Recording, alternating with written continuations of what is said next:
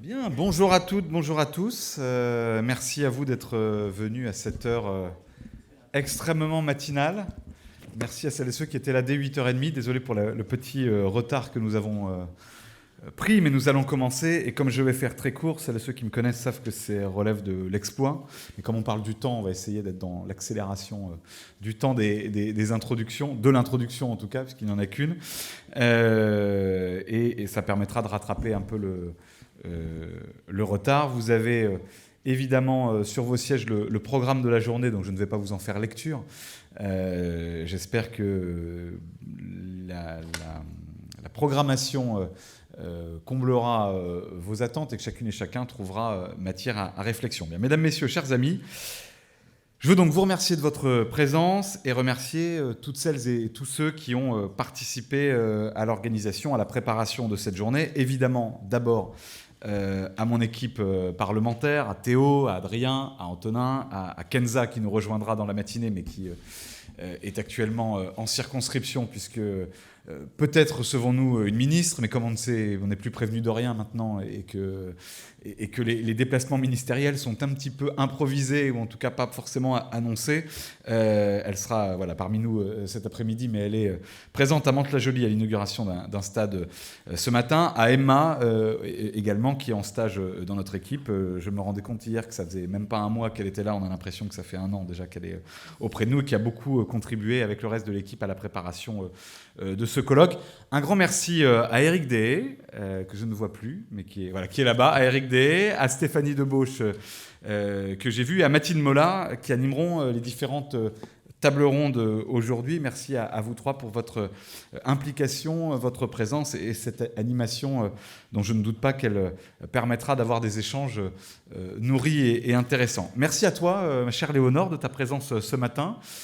Tu mènes à Poitiers une politique inspirante, enthousiasmante, audacieuse, et tu incarnes avec d'autres, et je vois à ton côté le maire de Trappes, Ali Rabet, avec d'autres élus comme vous deux, vous incarnez une génération politique qui, dans l'action quotidienne, concrète, auprès des habitantes et des habitants de nos communes, montre qu'elle est prête à relever le défi de nouvelles conquêtes pour le bien commun, pour l'écologie, pour la justice sociale, pour la démocratie et pour la République. Et dans un moment comme celui que nous vivons, de grands dangers pour la démocratie, de grandes confusions, dans un moment où le pouvoir de l'État est dévalorisé par une action politique du président de la République qui abîme chaque jour la démocratie, le lien de confiance envers les citoyens, vous êtes la démonstration qu'on peut très bien agir, réformer, puisque c'est le terme à la mode, des communes, sans brutaliser la population et même en construisant avec elle, puisque à Trappes comme à Poitiers, on assiste à des expériences de démocratie, de construction citoyenne, de politique sociale audacieuse, ambitieuse et qui change la vie au quotidien. Et donc je suis très heureux et très fier de vous avoir ce matin parmi nous. Merci à vous, cher André Henry, monsieur le ministre du Temps libre. C'est un honneur d'accueillir 3 jours après un 10 mai, l'un des acteurs de ce moment où la gauche a su faire corps avec la République pour changer la vie, suscitant un souffle d'espoir immense. Au soir du 10 mai, justement, François Mitterrand déclarait ceci: « Des centaines de millions d'hommes sur la Terre sauront ce soir que la France est prête à leur parler le langage qu'ils ont appris à aimer d'elle. » Ce langage trouva très vite sa traduction dans l'intitulé du ministère dont il vous confia la charge. Un ministre du temps libre. Dans un monde traversé par le néolibéralisme et les dogmes productivistes à l'époque de Reagan et Thatcher, quelle audace! Un ministre du temps libre. Quelle poésie aussi dans un débat public qui en manquait et qui en manque toujours cruellement. Un ministre du temps libre. Quel programme, quel projet de société. Vous nous direz dans quelques instants quelles leçons vous tirez de cette expérience inédite dans l'histoire de la République jusqu'à maintenant, puisque vous êtes le seul ministre qui n'a ni prédécesseur ni successeur à cette heure, mais je ne désespère pas que nous puissions, chemin faisant, vous en trouver un ou une bientôt. Alors pourquoi ce colloque et pourquoi cette réflexion collective aujourd'hui ? J'ai, dès le premier jour de mon mandat, choisi de faire du temps libre une priorité de mes travaux. Cela m'a conduit à parcourir le pays, de Mantes-la-Jolie à Marseille, en passant par Poitiers, chère Léonore, ou Bordeaux, pour percevoir tant d'initiatives locales, de politiques publiques, de dynamiques associatives au service du droit aux vacances, thème qui m'est particulièrement cher, des loisirs, de la culture, du droit au bonheur. Car c'est bien de cela dont il s'agit quand on évoque le temps libre. Ce moment où la contrainte du travail cède la place à la liberté du repos, de l'émancipation ou de l'engagement. Dans un moment de notre histoire où tout semble s'accélérer et où on semble vouloir toujours que tout aille plus vite, de plus en plus vite, de l'information au travail, en passant par le débat démocratique ou les mobilités, je nous invite ce matin et cet après-midi à une pause de réflexion collective. Une pause dans un débat public gangréné par l'immédiateté et ses contraintes, stérilisé par les simplismes et les anathèmes. Nous l'avons vu ici à l'Assemblée nationale dans les débats sur le pouvoir d'achat, sur le budget, sur l'assurance chômage, enfin je dis débat quand on n'était pas contraint par un 49.3, et évidemment sur les retraites. Une binarité s'est installée entre tenants de la, je mets des guillemets, valeur travail, synonyme de mérite, d'effort sacrificiel, seul à même de perpétuer production et croissance, et les défenseurs d'un droit à la paresse perçu, voulant ou étant qualifié comme tel, de pourfendeur d'un prétendu assistanat, de la promotion de l'oisiveté et donc du déclin économique national. De ce débat n'est pas né en réalité grand-chose d'intelligent. Alors prenons le temps de penser le temps, sa dimension politique, son lien avec le travail et ses mutations, sa place dans notre modèle économique et écologique, et surtout sa libération pour vivre mieux. À travers les débats nés de la période de la pandémie, de la bataille des retraites, de l'éternel refrain d'hostilité à la réduction du temps de travail, qui se heurte tout de même à des réalités statistiques et humaines, c'est bien la question de notre usage du temps que nous posons et qui donne sens à bien des combats de la gauche et des écologistes, à des combats locaux, à des combats nationaux et aux projets de société que nous portons en commun. Après de longues décennies de réduction du temps de travail et de conquête pour donner du temps aux loisirs, à la culture, à l'éducation populaire, au repos, la marche de l'histoire semble s'être inversée.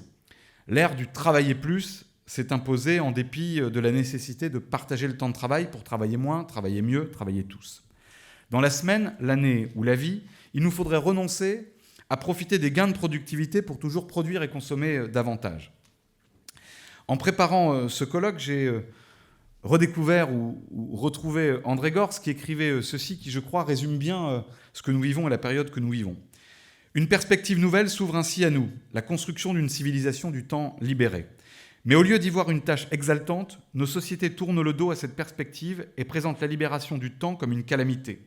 Au lieu de se demander comment faire pour qu'à l'avenir tout le monde puisse travailler beaucoup moins, beaucoup mieux, tout en recevant sa part de richesse socialement produite, les dirigeants, dans leur immense majorité, se demandent comment faire pour que les immenses quantités de travail économisées dans la production puissent être gaspillées dans des petits boulots dont la principale fonction est d'occuper les gens. Alors, chers amis, nous allons aujourd'hui, nous interroger sur la façon de bâtir cette société du temps libéré, car nous y voyons la tâche exaltante de notre génération. Au moment où notre contrat social et notre pacte démocratique doivent être refondés, je le disais il y a un instant, que la crise climatique fait courir à l'humanité tout entière le plus grand péril de son existence. Ce débat de société doit s'engager pleinement. Voilà pourquoi nous avons tenu à ce que nous ayons aujourd'hui de nombreux intervenants couvrant une variété de champs de réflexion. Résister à l'offensive de l'allongement de la durée du travail dans la semaine, l'année ou la vie ne suffira pas. Il nous faut inventer de nouvelles conquêtes pour le temps libéré, reprendre, nous aussi, l'offensive culturelle et politique. Aujourd'hui, nous posons la question d'une véritable et ambitieuse politique du temps libre, de l'éducation populaire, du droit aux vacances, de la place des bénévoles et du monde associatif dans la société. Aujourd'hui, nous posons la question du revenu universel, comme levier de reconnaissance du temps qui n'est pas celui de la seule production, comme instrument de partage du temps de travail et d'adaptation aux mutations du travail, comme nouveau paradigme citoyen, social, écologique et économique. Aujourd'hui, nous posons la question d'une nouvelle étape de réduction du temps de travail, car telle est notre identité politique et l'héritage de 2 siècles de combat pour la République sociale. Les 32 heures et la semaine de 4 jours, la 6e semaine de congés payés, la retraite à 60 ans, une plus grande liberté dans l'usage du temps de travail et dans la semaine, l'année ou la vie, pour se former, s'engager, se réparer. Voilà les mots d'ordre et un fil de combat avec lequel nous voulons et nous entendons renouer. Aujourd'hui, nous posons aussi et enfin la question du modèle écologique, social et démocratique que nous voulons, qui est nécessaire pour inventer la société du temps libéré, parce que notre ambition est immense face aux défis climatiques, aux inégalités, aux injustices, à la fracture démocratique. Le temps libéré, chers amis, c'est un temps d'épanouissement et de liberté, d'engagement et de fraternité, de correction des inégalités par le droit au repos et au bonheur. C'est un choix de société et de civilisation qui doit être éclairé non par des poncifs éculés, mais par une analyse lucide du monde tel qu'il est et tel qu'il devrait être ou tel que nous le voulons. Un horizon d'émancipation et de progrès reste à dessiner. Alors chacune et chacun pourra aujourd'hui tracer son coup de crayon et esquisser les contours de cette ambition commune. C'est tout le sens de cette journée à laquelle je vous remercie une fois de plus de participer. Et j'ai le plaisir de passer immédiatement la parole à la maire de Poitiers, Léonore Monconduit, pour la première carte blanche de notre journée. Merci à vous toutes et à vous tous.